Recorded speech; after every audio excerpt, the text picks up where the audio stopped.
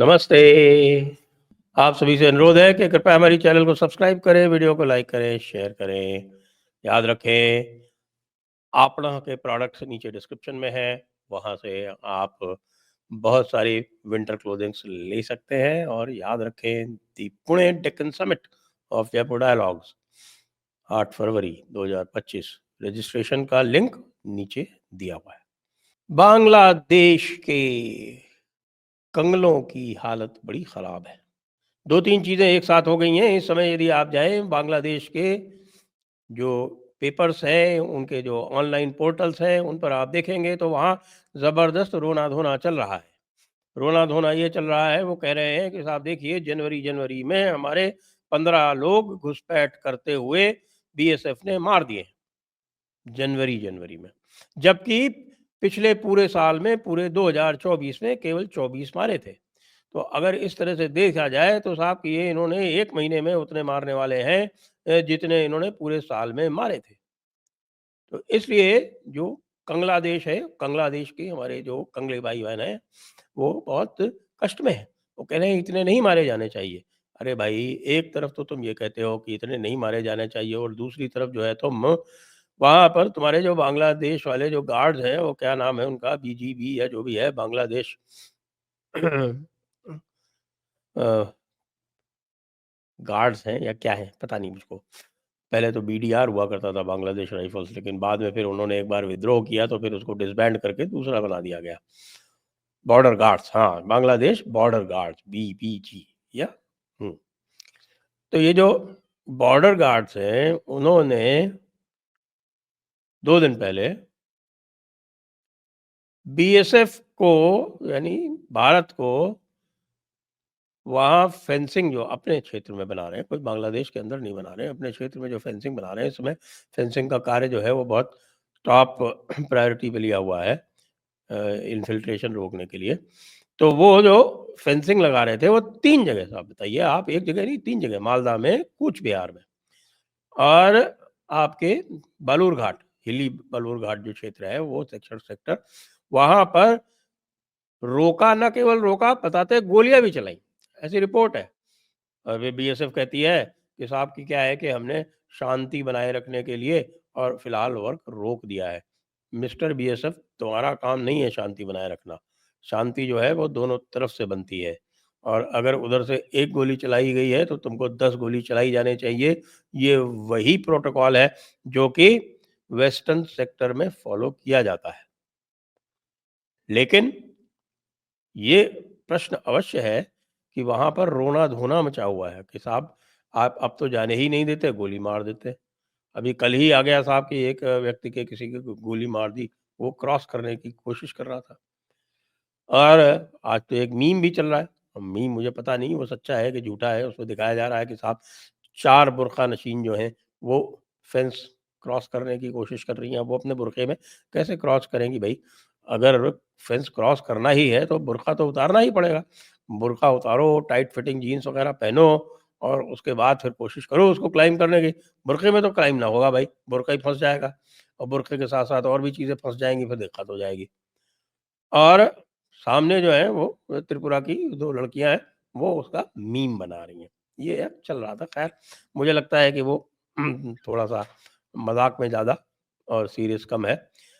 लेकिन इससे भी बड़ी घटना हो गई है और वो घटना ये हो गई है कि गुवाहाटी हाई कोर्ट ने जो सुप्रीम कोर्ट का ऑर्डर आया था section 6 A of the 1955 citizens act यानी जिसके द्वारा असम अकॉर्ड जो है वो रिकॉग्नाइज किया गया था, सेक्शन 6 ए डाला गया था। सेक्शन 6 ए की वैलिडिटी मान ली थी, लेकिन उसमें ये भी कह दिया था कि भैया जो 66 और 71 के बीच में जो लोग आए हैं वो ऑटोमेटिकली सिटीजन नहीं बन जाएंगे। तो ऑटोमेटिकली सिटीजन नहीं बन जाएंगे, उसके लिए अप्लाई करना पड़ेगा। तो अप्लाई करने के लिए भाई उसमें ये नेसेसरी कंडीशन उस समय हुआ करती थी कि जो भी कोई आए वो जो फॉरेन रेजिडेंस रजिस्ट्रेशन ऑफिस है एफआरआरओ, वहाँ पे रजिस्ट्रेशन कराएगा। अब गुवाहाटी हाई कोर्ट ने एक निर्णय दे दिया है कि भाई जिन लोगों ने रजिस्ट्रेशन नहीं कराया उनका डिपोर्टेशन होगा। ऐसे लोग जो हैं उनकी संख्या 25,000 से ऊपर बताई जा रही है। तो अब ये जो 25,000 लोग हैं इनको डिपोर्ट किया जाएगा और जो मूड है हेमंत बिश्व शर्मा जी का, उसको देखते हुए ये पक्का लग रहा है कि भई ये डिपोर्टेशन होके रहेगा। क्योंकि सीधी-सी बात है, ट्रंप बाबू आने वाले हैं, इसके बारे में हमने आपको कल बताया था। हमने आपके सलाहुद्दीन शोएब चौधरी साहब के साथ में हमने एक पूरा विस्तार से एक कार्यक्रम किया ही था, वो आपने देखा ही होगा। तो ट्रंप के आने से वैसे ही सबकी जो है वो खिसकी हुई है और उनके जो है वो दस्त छूट रहे हैं। यूनुस साहब जो हैं वो 2-2 एयरक्राफ्ट रख के बैठे हुए हैं कि भई हम किधर से निकलेंगे। ये अलग बात है कि वो पक्का नहीं समझ पा रहे हैं कि वो भारत की सीमा क्रॉस करके जाएँ या ना जाएँ, या फिर वो जाएँ सीधे नीचे जाएँ और उसके बाद फिर वहाँ से दुबई जाएँ। और उनके प्लान में इतना शायद फ्यूल नहीं है, उनको कहीं रास्ते में रिफ्यूल करना पड़ेगा।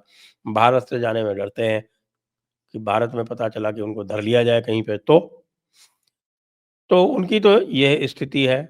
ऐसे में कोई ढंग की रिस्पॉन्स भी नहीं मिल रही है और भारत भी कह रहा है कि यार चलो 2-4 दिन और वेट कर लेते हैं, उसके बाद तो फिर इन कंगलादेशियों की तो ऐसी-तैसी हम कर ही देंगे, या ये अपने आप ही हो जाएँगे। जैसा कि आपने कल देखा होगा, जो कार्यक्रम हुआ था उसमें कि ये जो यूनुस के सपोर्टर्स हैं, उनकी संख्या जो है वो 8-10% भी नहीं है।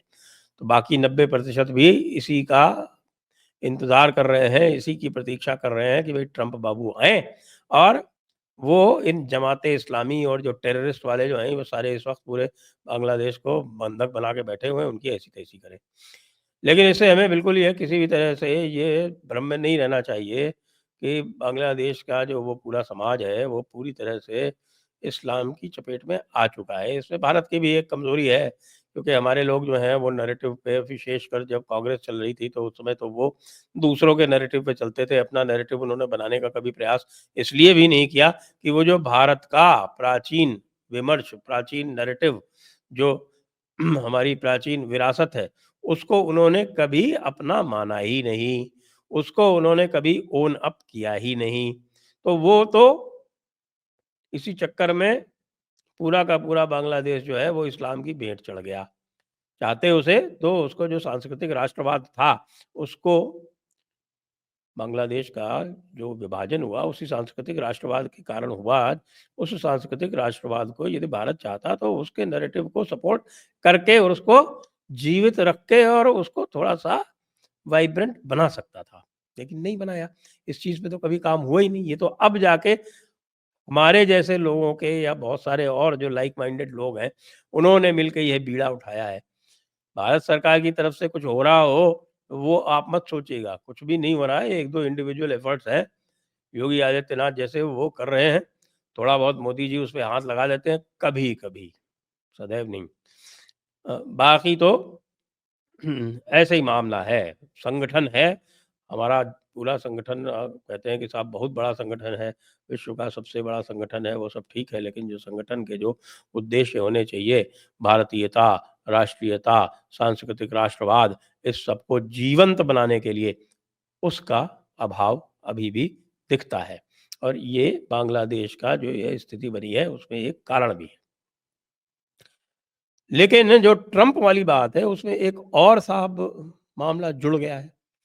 वो ये जुड़ गया है कि भारत को ट्रंप ने आमंत्रण दे दिया है अपनी शपथ ग्रहण समारोह में आने का, और उस समारोह में भारत का प्रतिनिधित्व डॉक्टर जयशंकर करने जा रहे हैं। अब डॉक्टर जयशंकर जो है वो अभी-अभी वापस आए हैं अमेरिका से, और अभी-अभी अमेरिका से वापस आने के तुरंत बाद, उनके तुरंत आने के बाद में जेक सलिवन जो आउटगोइंग नेशनल सिक्योरिटी एडवाइज़र हैं, वो भी आ गए पीछे-पीछे करते हुए कि भई बात क्या है? और विशेष बात जो है वो बांग्लादेश को लेकर ही है। जेक सलिवन बांग्लादेश भी गए थे, उन्होंने बांग्लादेश में उनकी खूब अ, डिबरी टाइट की, क्या कर रखा है तुम लोगों ने, पूरा बदनाम कर दिया। हम कहते हैं कि तो डेमोक्रेटिक रिवॉल्यूशन हुआ है, फ़ैसिज़्म का समापन हुआ है, और तुम यहाँ जो सारे काम कर रहे हो उससे भी खराब कर रहे हो, उससे भी ज़्यादा फ़ैसिज़्म, उससे भी ज़्यादा माइनॉरिटी ऑपरेशन, हर तरह की हरकत जो है उल्टी-पुल्टी कर रहे हो। तो भारत ने, आपने देखा होगा क्योंकि इस पर बड़ी प्रतिक्रियाएँ आई हैं कि साहब कि बांग्लादेश वालों की ये हिम्मत कि वो हमारी तरफ बन रहे फेंस को रोकें, गोलियाँ चलाएँ और भारत उसके बाद भी चुप करके बैठा है। तो इसके पीछे मैं यही मान सकता हूँ कि भई भारत कह रहा है कि यार 5 दिन बाद निपट लेंगे, चलो कोई बात नहीं। आखिरकार आज 12 तारीख तो हो गई, 8 दिन और हैं। उसके बाद तो ये कंगलू टाइप जो हैं वो खुद ही भाग लेंगे। हो सकता है कि ये उसको छोड़ के ही भाग जाए, अभी तक तो एक्टिवली हेल्प करते हैं लोगों को इन्फिल्ट्रेट कराने में। उनके लिए ये भी बहुत दिक्कत है, सबसे बड़ी दिक्कत ये हो गई है कि जो पहले जो बड़ा ल्यूक्रेटिव ट्रेड चलता था और बांग्लादेश बॉर्डर गार्ड्स को बहुत पैसा मिलता था, वो मिलता था कैटल स्मगलिंग से। कैटल स्मगलिंग जो है वो प्रैक्टिकली ज़ीरो हो गई है इस समय। कैटल स्मगलिंग लगभग असंभव सी कर दी गई है भारत की ओर से। इसको लेके भी बहुत समस्या हो गई है। उनके पास बेचारों के पास खाने-पीने को कुछ नहीं मिला है। मीट जो है वो ज़्यादातर यही खाया करते थे, ये जो कैटल स्मगल होके जाता था, वहाँ पर तो उन्होंने कोई कैटल छोड़ा ही नहीं। तो अब क्या करेंगे? चिकन-मटन की औकात नहीं है। तब ना चिकन, ना मटन, ना बीफ, मछली खाओ और मस्त रहो। तो ज़्यादा मछली खाने से जो है वो दिमाग का सुना है कि हलवा हो जाता है। वही स्थिति जो है इस समय बांग्लादेश में हो रही है। तो अब ये मानिए कि अभी जो है, ये जो बुझता चिराग है, उस बुझता चिराग की जो आखिरी लौ जो भभकती है ना, तो वो लौ भभक रही है इस समय। तो इसलिए लौ भभकती देख के प्रतिक्रिया जो है वो संयमित ही रखनी चाहिए, क्योंकि जो भी समझदार व्यक्ति है वो देखता है कि यार ये भभकती लौ है, अपने आप बुझ जाएगी, क्यों हम इसमें अपना समय व्यर्थ करें। तो इसलिए भाई बांग्लादेश की स्थिति बहुत ख़राब है। लोग अब यहाँ से निकाले जाएँगे। 1200-1300 जो है वो पहले ही वापस भेजे जा चुके हैं और अब जब 25,000 जाएँगे एक साथ, तब आप समझिए क्या स्थिति होगी। फिर तो जो है वो हवाई फायर करेंगे ज़ोर-ज़ोर से। हो सकता है सारा एम्यूनिशन जो भी इन्होंने पाकिस्तान से लिया है उसको सबको खर्च कर दें। मज़े लेने दो उनको भी और आप भी मज़े ले लेना 2-4 दिन के बाद में। जय हिंद, जय भारत, वंदे मातरम।